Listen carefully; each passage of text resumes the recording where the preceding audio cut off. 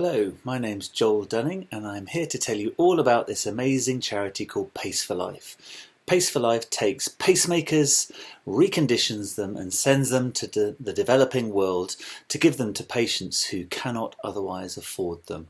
So this presentation is all about how we do this and our aspirations for the future and how you can help. But first of all, I would like to show you our work in Africa to give you a real flavour for what this is all about. Hi Joel, you alright? You seem to be finished. Finished already? You're the one doing all the work, aren't you? First one done. That's fast. Couldn't possibly comment. This is an old chap in his 60s who's had complete heart block that we know about since October, November last year. So he's had five or six blackouts where he'll just be sat, falls over, and he's suffered quite a nasty crack to the side of his right eye it was. So he's injured himself at least once, if not a few more times with his blackouts. Yeah. So we started with a heart rate of 25? 30, 25, 30. Perfect. His heart rate 60, so he's now safe.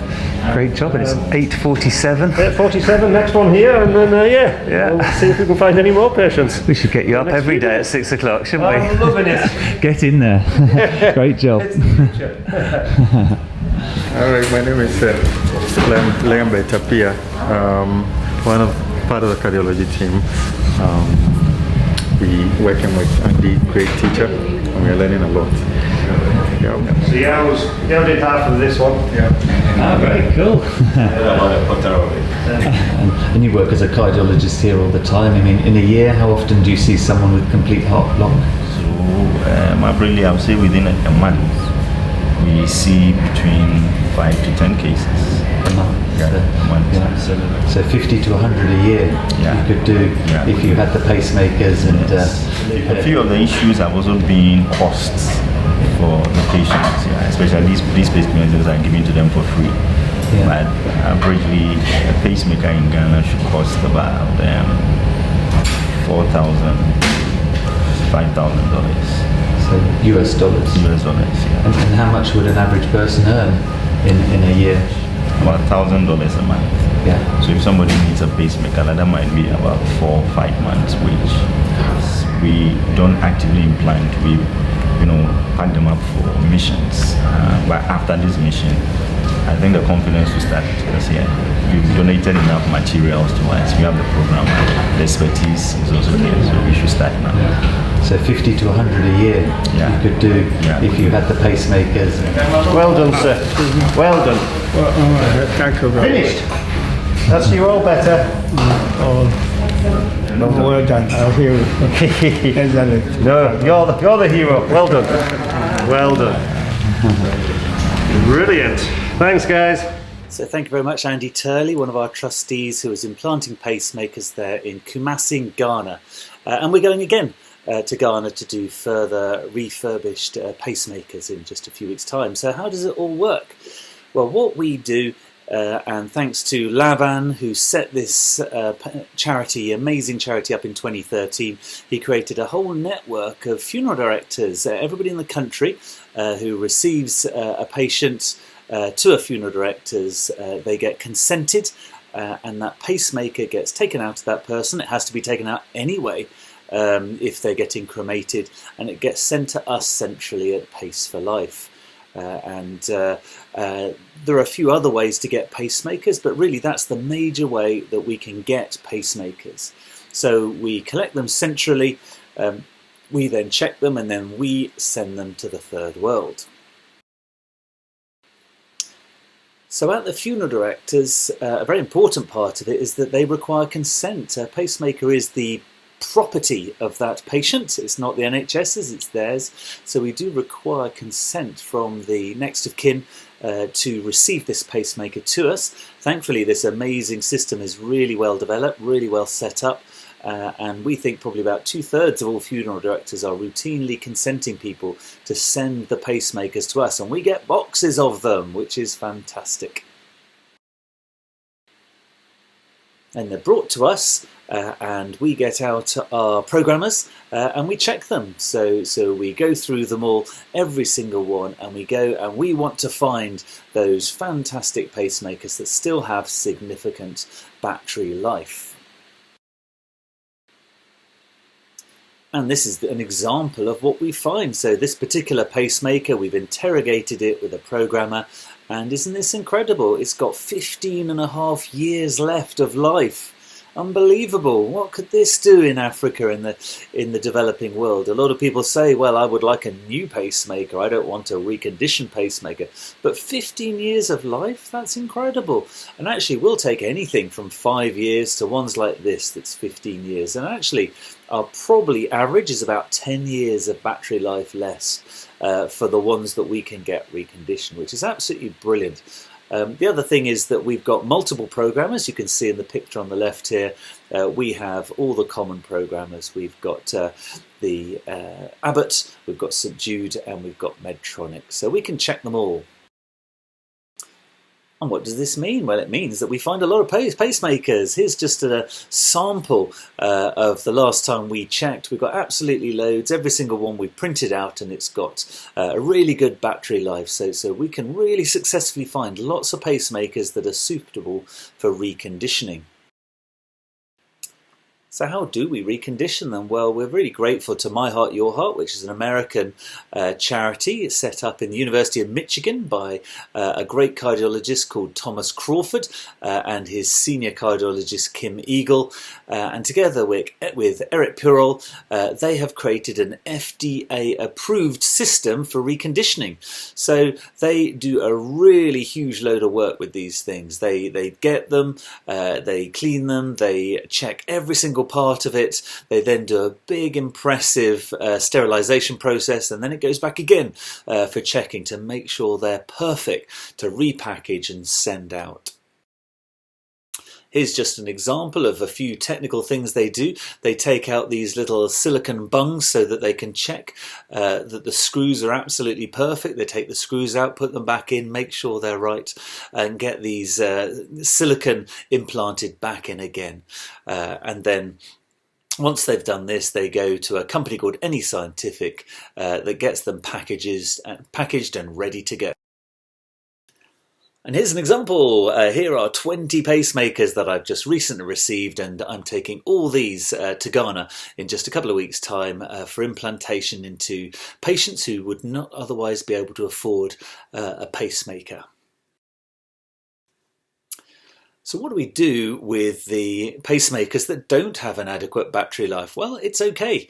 We've linked up with Ortho Metals, which is a European company which can recycle anything. They recycle all the unsuitable pacemakers. They actually give us a little bit of cash for them as well that go into sending these over to the third world, and they will recycle the pacemakers. They will remove all those amazing valuable metals to get the lithium out and to make batteries, because you know we're short of batteries these days in the world, and so every single pacemaker we get is fully recycled. So we now have a fully recyclable whole pacing ecosystem and structure in the UK, which is really great. And who do we work with? Well, you've seen us working in Ghana. We have other centres in Lagos, in Nigeria, in Sierra Leone, in Kenya, in Sudan. And we're really lucky because we've got cardiologists that link up with the Pan-African Society of Cardiology. They teach multiple cardiologists out in Africa all about heart failure and all about pacing. And we can link with these people to place the pacemakers. So we have an unending demand for these pacemakers. And really our challenge is to ramp up enough so that we can get lots and lots of pacemakers out to the people that really need them. So what are our future plans? We have so many plans, and that's why we need your help, really. We get consent, but we don't ask people for donations, and actually that's part of the missing piece of the pie these days. We need to get cardiologists on planes, physiologists on planes, going out to these new programs to implant and to check the pacemakers regularly. We need databases out there. We need to make sure they're well trained. So we want to start a lot of fundraising to make sure we've got the funds to support the teams out in Africa. We want a network, a national network. I want every physiologist on our network for Pace4life, and all our pacing cardiologists. Let's work together to make sure that we're not wasting anything in our pacing world. I'm going to tell you about our amazing Pacemaker Donor Card in just a minute, and we want to create a fully recyclable service for all pacemakers. We don't want a single pacemaker to be buried in the ground or chucked in a bin. We want it to go to third world donation or to recycling. So we do have a really good consent form for donation after death, but we'd like to add to that a request for a donation for some funding as well. And that could be £1 or £10. That would pay for the postage to America and then to Africa. Could be £50 or £100. That would pay for the wires to go in with that pacemaker. Or perhaps if somebody more generously could donate £500, that would actually pay for the flight of a cardiologist to go and teach a local team to put it in. So we'd love to fundraise as well, and that's work in progress. We think we could also link back to donating families. Just as organ donation patients find out where their organs go, we'd like the families of people who've generously donated their pacemakers to find out where their pacemaker has ended up and who it's helping. And really, this is all about creating a community of people working to recondition pacemakers. There are about 40,000 a year implanted in the UK, so this could really be a very big community. Within 10 years we could have 500,000 people involved if we got everybody who has a pacemaker inserted involved in this community. With regard to hospital links, we'd like all the physiologists and cardiologists involved in pacing to be linked with Pace4life. We want you guys to be looking out for expired stock. I think it is an NHS scandal that we allow stock to expire on our shelves. I've been told reliably from a company that 2% of stock in the UK expires on a shelf. That could all go to the third world without reconditioning. That's new stock. So we want people to look out for that, send it to us, and we can get it straight to the third world. We want to work with companies to make programmers available to the third world, because you can't put pacemakers in unless you've got a programmer, and we need mission volunteers so that we can get them out to these third world countries to sit next to new cardiologists implanting pacemakers and checking them. This, I think, is our biggest idea. I would like to transform the way we implant pacemakers. I would like at the point of implantation to offer for that patient to go onto the Pacemaker Donor Registry. I think we're all used to organ donor cards, and actually myself, I have an organ donor card. I'm delighted to use it, because if I were to pass away for any reason, I really would like my organs to go to somebody else. I also know that when I get to 60 or 65, I know that's not going to be possible anymore, and there are no options for me for donation. But if I get a pacemaker, suddenly I have got that possibility. If I pass away, that pacemaker can go and help somebody. And as you've seen, that could help somebody for 10 years, 15 years possibly. So let's have a pacemaker donor card. I think this could be implemented nationally. I think we could piggyback on the great work of the organ donor registry, and this could be the absolute key to creating a pacemaker community. So I'm really excited about this. If you think this is a good idea, get in contact and offer to help us to make this a reality, and we'll get people signed up when they have their pacemaker implanted. So really, that's all I've got to say. Thanks for watching, and join us, join our community at Pace4life, and let's build a whole pacemaker community. And I think that could be a community of people with pacemakers in, but also of people implanting pacemakers, physiologists, cardiologists, families, relatives, and people that just want to make a difference. Thank you very much.